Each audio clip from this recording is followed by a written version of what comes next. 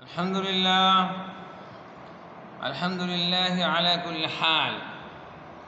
আল্লাহ তার যে অবস্থা রাখে আলহামদুলিল্লাহ।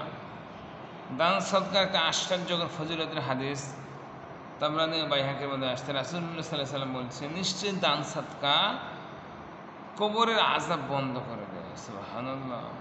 আর কিয়ামতের দিন বান্দাকে আরশের নিচে জায়গা করে দেয়।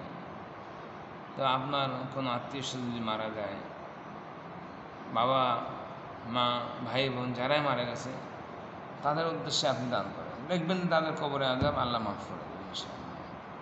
আর 2 নম্বর হচ্ছে, যে ব্যক্তি দান করবে গোপনে, তো আল্লাহ তাআলা তাকে আরশে ছায়া দান করবে। সুবহানাল্লাহ। আসলে আমরা দান করি, দান করলে কবরে আযাব মাফ হয়, দান করলে আরশের জায়গা পাওয়া যায়। শুধু তাই না, রাসূল বলছে আস-সাদকাতু তুরাদ্দুল বালা, সাদকার মাধ্যমে বিপদ আপদ দূর হয়। আসুন, আমাদের বিপদ কখন আসবে আমরা জানি না, কীভাবে আসবে সেটাও জানি না। তো দান করলে, সাদকা করলে আল্লাহ বিপদকে দূরীভূত করে দেয়। সুবহানাল্লাহ।